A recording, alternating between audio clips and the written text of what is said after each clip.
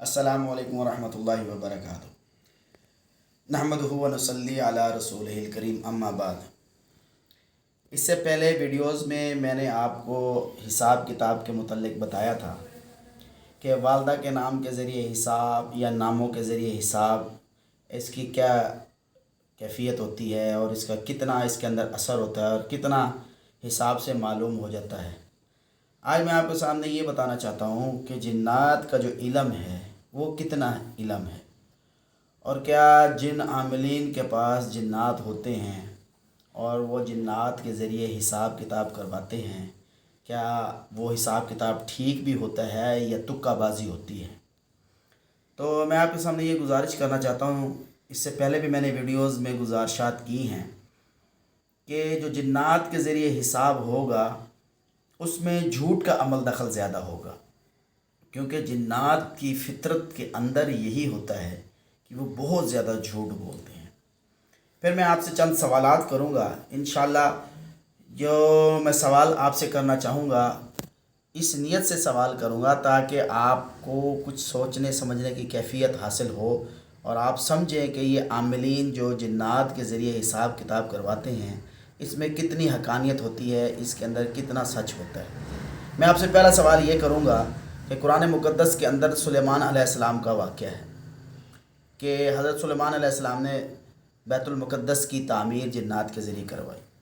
मशहूर वाक़या है, हम अपने उलमाए किराम से सुनते भी हैं।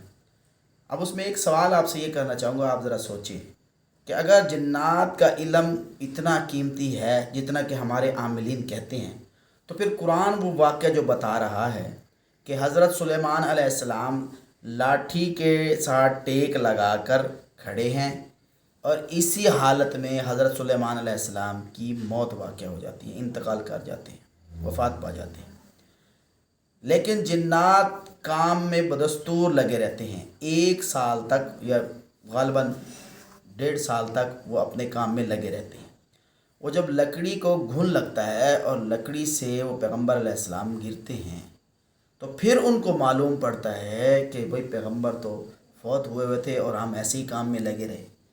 अब आपसे मैं ये सवाल कर रहा हूँ कि जिन्नात के पास तो इतना इल्म भी नहीं है कि वो सामने खड़ी हुई चीज़ों को जान लें, और हमारे आमिलीन इतने ज़बरदस्त हैं, इतने ताकतवर हैं, इतने इल्म वाले जिन्नात रखते हैं कि बंदे के ऊपर जादू हो वो भी बता देते हैं, किसी चीज़ की बंदिश हो वो भी बता देते हैं, किसी किस्म का कोई शैतानी असर हो वो भी बता देते हैं।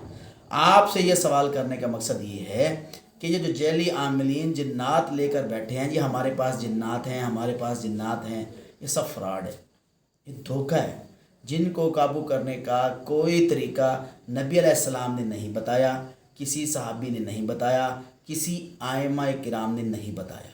जितने भी हजरात ये कहते हैं ना हम जिनको हाज़िर कर लेंगे, जिनको हाज़िर कर लेंगे, ये सिर्फ़ एक उनके दावे हैं, जिन्नात वो हाज़िर कोई भी नहीं कर सकता। दूसरा, आपसे जो सवाल है वक्तन फ़वक्तन इंशाल्लाह अपनी वीडियोज़ में मैं आपसे करता रहूँगा ताकि आपको सोचने समझने की सलाहियत हासिल हो सके कि ये जो जैली आमिलीन हैं कैसे जिन्नात का नाम लेकर आपके अकीदे को ख़राब करते हैं, आपके पैसे को बर्बाद करते हैं, आपके वक़्त को बर्बाद करते हैं। एक मरीज़ आता है जिसको जिस्मानी बीमारी होती है लेकिन वो उसको रूहानी बीमारी का नाम दे देता है। आप रूहानी बीमारी के पीछे लगे रहते हैं लेकिन होती वो जिस्मानी बीमारी है, जिसकी वजह से आपका मरीज़ जो है एक्सपायर हो जाता है और फिर आप कुरान मुक़द्दस के ऊपर और अल्लाह के कलाम पर और बुज़ुर्गान दीन पर जो है वो अक़ीदा ख़राब हो जाता है। अल्लाह ताला मुझे और आपको अमल करने की तौफ़ीक़ अता फ़रमाए। खुश रहिए। अस्सलामु अलैकुम।